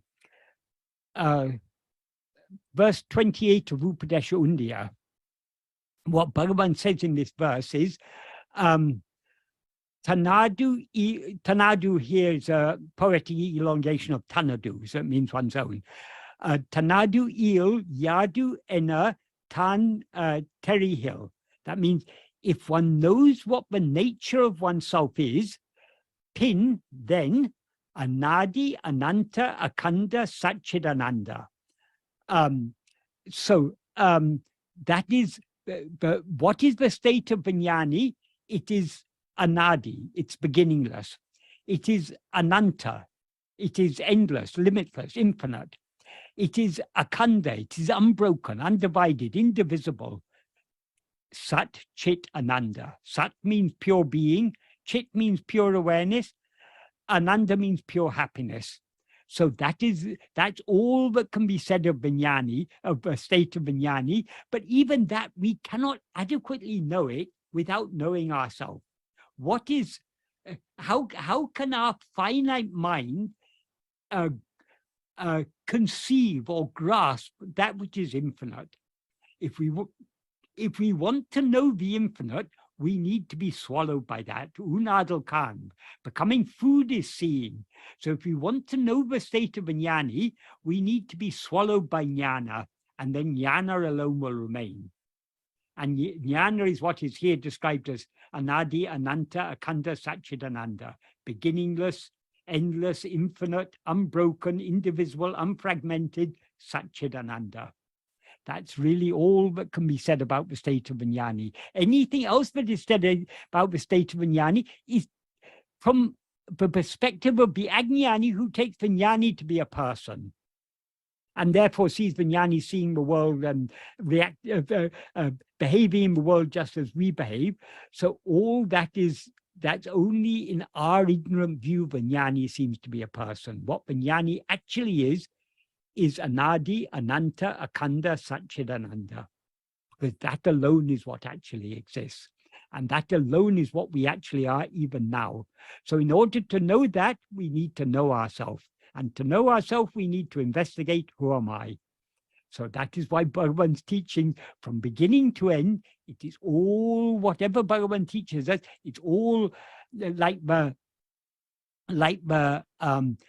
spokes on a wheel. They're all pointing back at the hub. The hub of Bhagavan's teachings is to know and to be what we actually are. In other words, to investigate who am I, and thereby to know and to be what we actually are. So Bhagavan's whole teachings are in Tamil, it's composed of just two words, nan are, I who. In other words, who am I? That is the whole of Bhagavan's teachings, because I alone is real. So in order to know what is real, we need to know ourselves. And when we know ourselves, what remains is only ourselves, and what we are is Anadi, Ananta, Akanda, Satchitananda.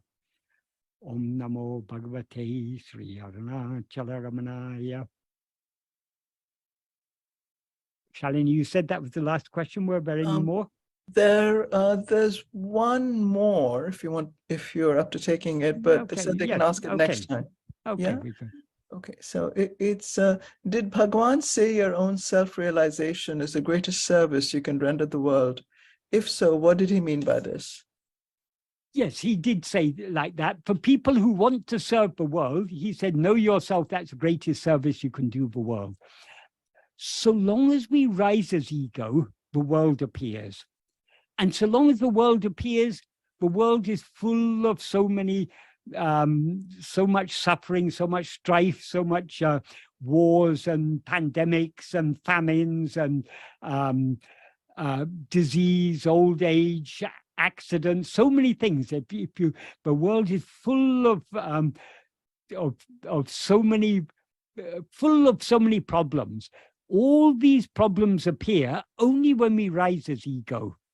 When we don't rise as ego in sleep, there are no problems at all.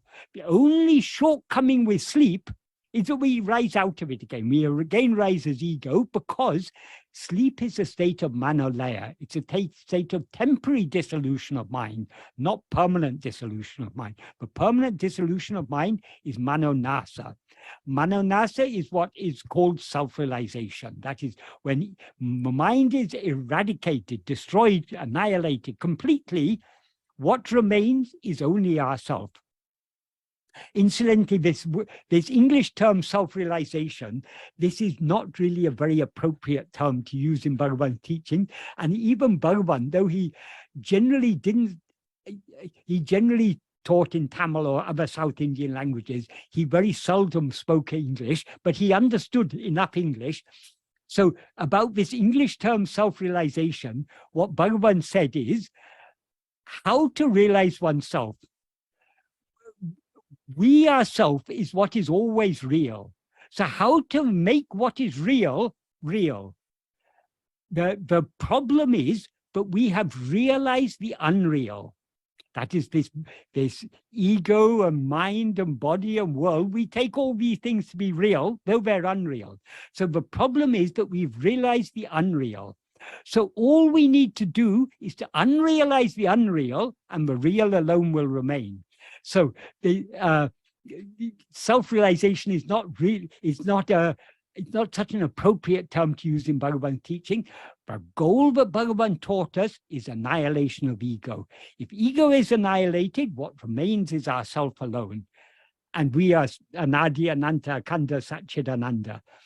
So since the world comes into existence only when we rise as ego, and since the world is full of problems, what is the greatest good we can do to the world? Not to rise as ego. When we don't rise as ego, there's no world and therefore no problems. If you are dreaming, in a dream, so many things are happening, but there's always potential in dream. I mean, not in every dream, but in most dreams, there will be, we face problems or we see other people facing problems. So in a dream, there may be wars, or there may be famines, or there may be pandemics, or there may be, we may see old people dying, or accidents, and people dying in accidents and everything. So if we see suffering in the dream world, what is the greatest good we can do for the suffering people in our dream world? Of course, if we're dreaming, but a person is hungry and comes and gives us food, of course we give them food, but that is only a temporary solution. That's not the real solution. If we want to put an end to all the suffering in the dream world, what must we do? All we need to do is to wake up from a dream, because the dream world exists only in our own mind. Only when we dream, the dream world seems to exist. So the greatest good we can do to this dream world, but now seems to us to be so real, is to wake up from this dream by knowing what we actually are. That is, we wake, not to wake up just from this dream, to put an end to the dreamer, because so long as the dreamer remains, one dream after another will be continuing. The dreamer is ego. So long as we continue to rise as ego, we'll be, even when this body comes to an end, we'll dream another dream. That's another so-called life. So this dreaming will not end until the dreamer is annihilated. To annihilate the dreamer is the goal that Bhagavan taught us. The dreamer is ego. And how do we annihilate ego? Since ego is just a false awareness of ourself, it can only be destroyed by correct awareness of ourself.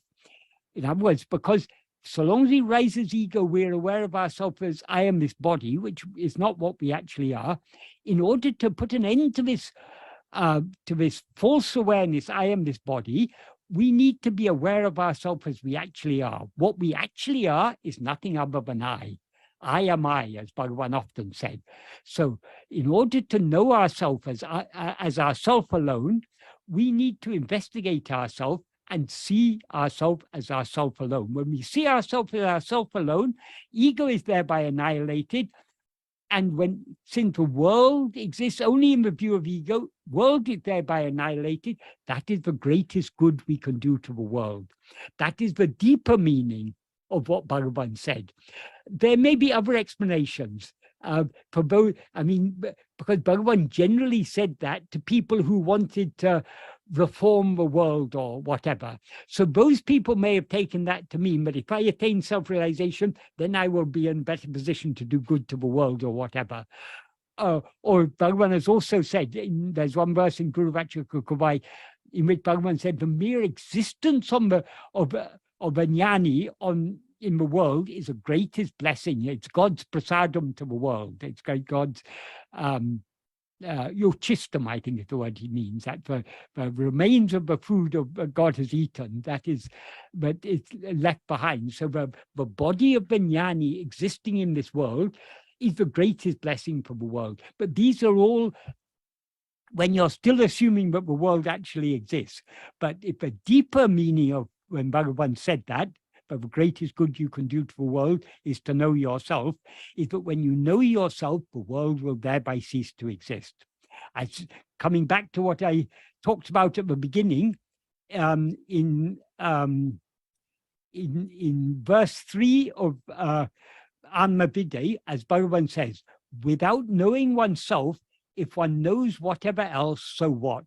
If one has known oneself, then what exists to know?